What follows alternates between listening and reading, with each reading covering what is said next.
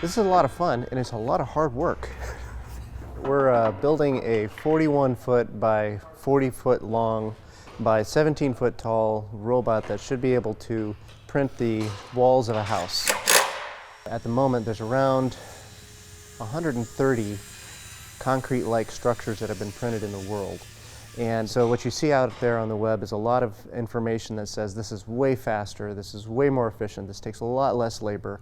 And it's a real promising technology, but we need to be able to take a look at it specifically for Iowa. So the first place that will actually do a construction project will be in Hamburg, Iowa this year.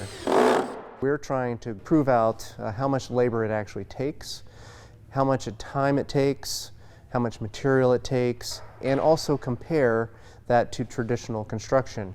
So that's going to allow us to be able to really evaluate how this behaves in a truly competitive market. It's really exciting to be able to work with this new and emerging technology. Our thought is that this technology is not taking the place of other construction, but it is adding another avenue that allows construction to expand and move faster. And really that's what we need to do, is accelerate that construction so the people that will benefit are the people that need houses. And right now Iowa is very short on housing, so we are far short on affordable housing and entry-level housing and all of that. So if those promises hold any water, then we are trying to really improve that, and this technology should be able to help to address and improve that.